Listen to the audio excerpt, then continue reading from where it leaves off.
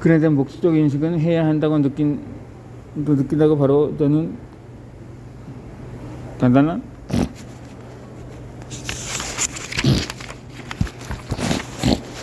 일이 아닙니다.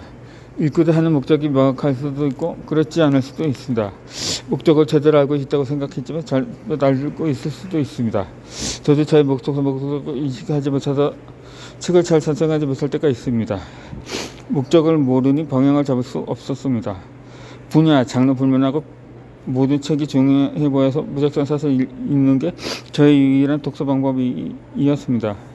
베스트셀러라면 남들보다 더 뒤처지기 전에 읽어야 한다는 스트레스를 받았습니다. 사람들이 그 책을 읽었냐고 물기 전에 제가 먼저 읽어둬야 한다는 강박을 느꼈습니다. 이렇게 목적 없이 강박만 가득한 독서는 저의 목적을 구체적으로 인지한 이후에 개선되었습니다.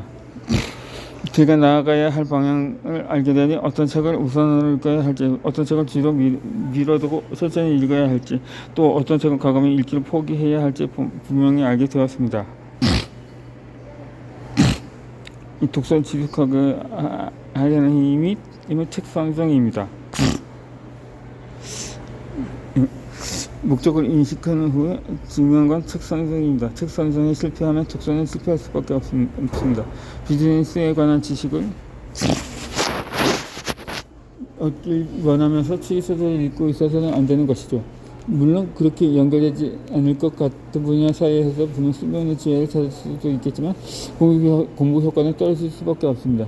축구 실력을 높이기 위해 농구 연습을 하는 것과 같습니다. 무언가 간접적으로 얻는 게 있지만 그 시간에 축구 연습을 하는 게 더 나은 길입니다. 이처럼 목적에 맞는 책을 선별하기 위해서는 몇 가지 요소들을 점검해 보아야 합니다. 책 선별 점검 사항입니다. 첫 번째로 자신의 관심사입니다. 두 번째로 인생의 목표입니다. 세 번째로 공부의 목표를 잡는 것입니다. 네 번째로는 책의 난이도입니다. 먼저 자신의 관심사에 맞는 책을 골라야 합니다. 관심사에 맞는 책을 그 호기심까지 알아야만 형성하는 즐거움을 선사합니다. 그래야 선사하는 즐거움이 있어야 독서를 지속할 수 있습니다. 제가 그 무엇보다 중요하게 생각하는 요소입니다. 아무리 저의 성장에 필요한 책이 보인다고 할지라도 전혀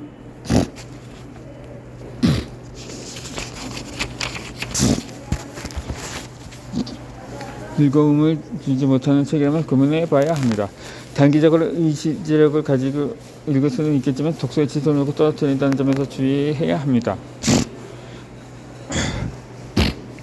그 다음은 인생의 목표와 공부의 목표에 대해 참고해보는 것입니다. 인생의 목표는 장기적으로 그 인생을 통해 이루어질 성취입니다. 공부의 목표는 장기적으로 지금 당장 집중해야 하는 지식입니다.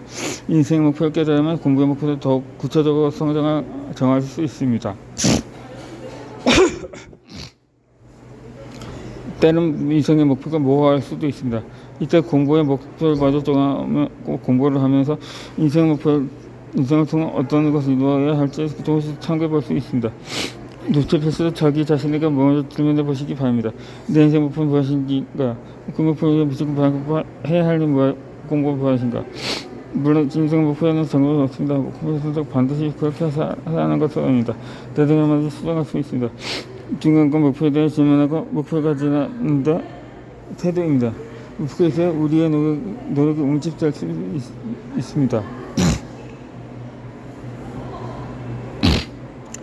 책의 난이도도 반드시 고려해야 합니다. 운동을 하든 학습을 하든 효과적으로 운동하면 난이도 설정이 제대로 되어야 합니다. 너무 쉬운 것은 무료하면 느끼게 합니다. 성적을 느낄 수도 있습니다. 그래도 너무 어려운 것은 우리에게 저지력을 안겨줍니다. 이 경우에도 당연히 성취감을 느낄 수 없습니다. 피하고 싶은 불편함은 더 커집니다. 장성과 검은 지lik할 수 있는 척으로 난이도가 더 중요합니다. 저는 한두 페이지 읽어보고 이해력이 조금이라도 따라가지 못하는 책임은 바로 내려놓습니다.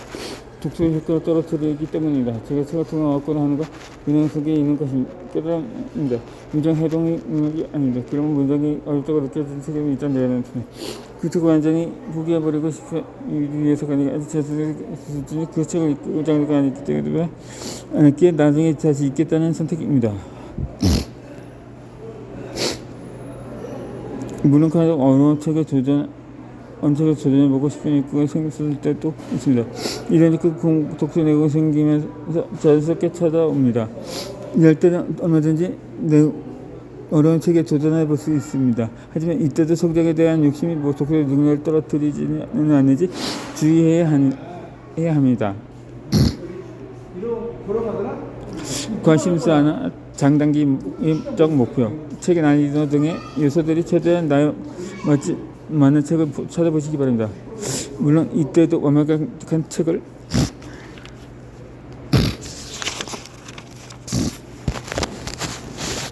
찾으려다가 독서를 밀 필요가 없다는 점을 말씀드리고 싶습니다. 최대한 찾아보니까 지금 선택할 수 있는 최선의 책을 고르시면 됩니다. 제가 선별하는 그 시각적 경험과 함께 모르겠습니다.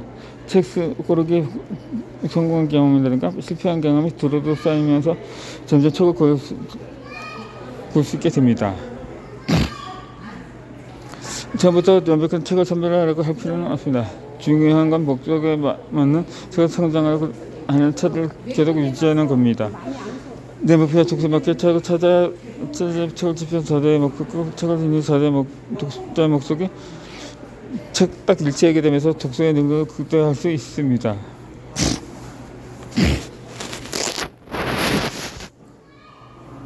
훑기는 속독입니다. 스케치하듯이 미리 책의 스포일러로 봅시다.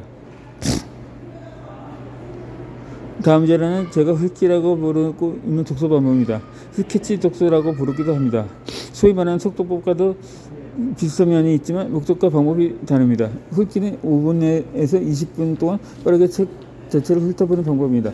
그림을 그리기 전에 스케치하면 밑그림을 그리듯이 자세 내 책의 대략적인 큰 그림을 그리는 과정입니다. 빠르게 훑어보면서 전체적으로 어떤 내용을 다루고 있고 분량은 어느 정도이고 시각자료는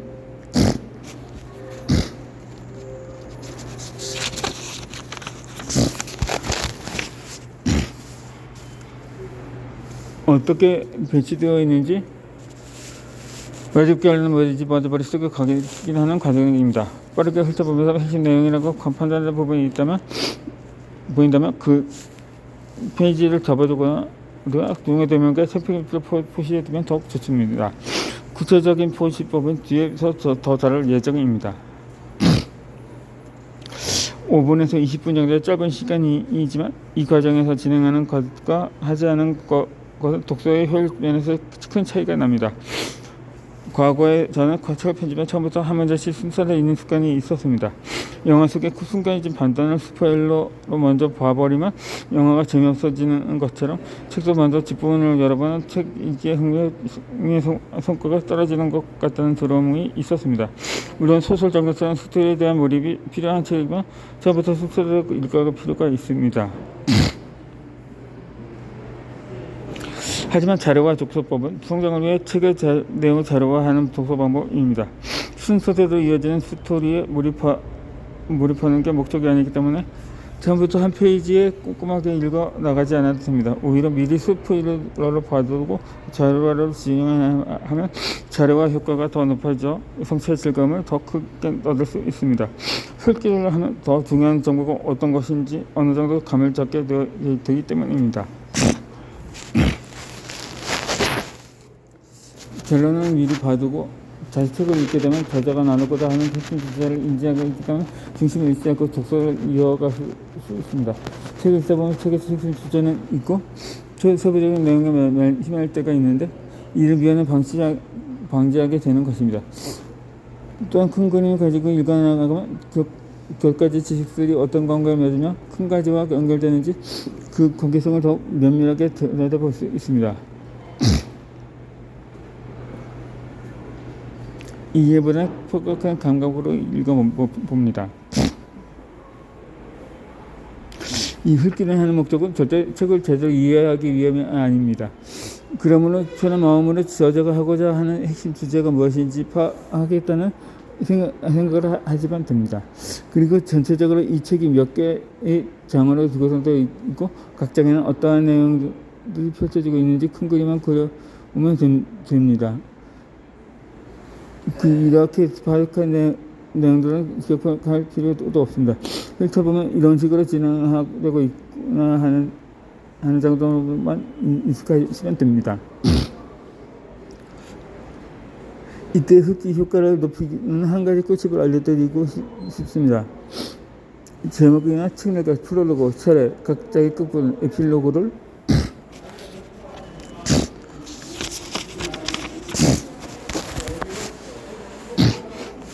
조금 더 신경 써서 보는 것입니다.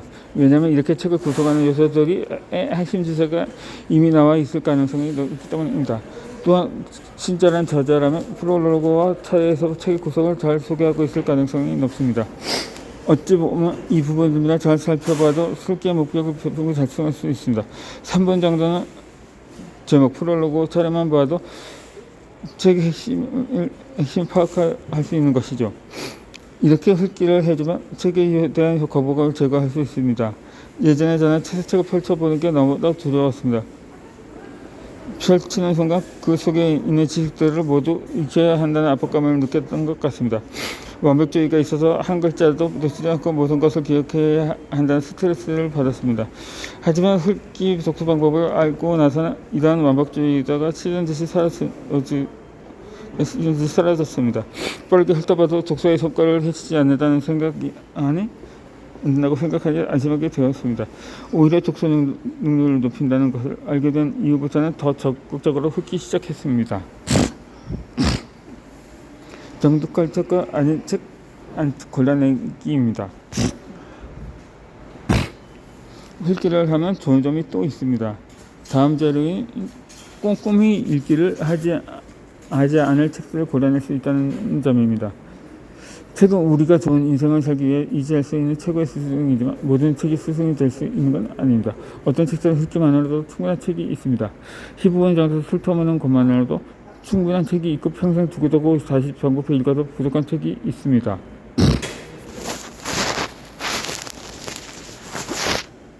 읽기의 실력이 상승한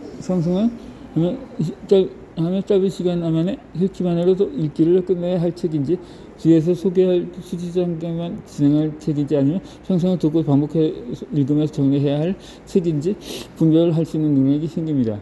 그러면 모든 책을 꼼꼼히 읽는 시간을 낭비할 필요가 없게 됩니다. 중요한 책들 꼼꼼히 읽기 과정으로 넘어가서 급히 읽고 절 중요한 책들을 꼼꼼히 읽기를 건너뛰고 수직 단계로 넘어갈 수 있습니다. 리처드 코치의 20분의 80법칙에서 이 세상의 모든 여자는 20분의 80법칙을 따른다고 합니다.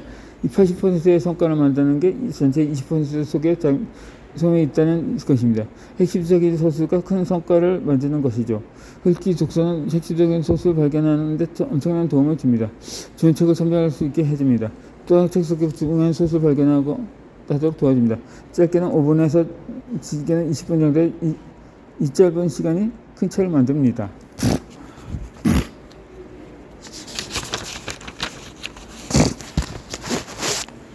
스케치를 해주고 그림을 그리면 더 정밀한 그림을 그릴 수 있는 것처럼 머릿속에 책 전체 내용으로 큰 그림을 그려보시기 바랍니다.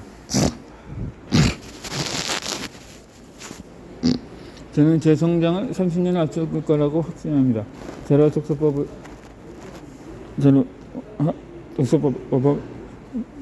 활용해서 독서 한 달의 시간이 독서법을 몰라서 2년의 시간보다 더 나은 성과를 얻게 해주었습니다.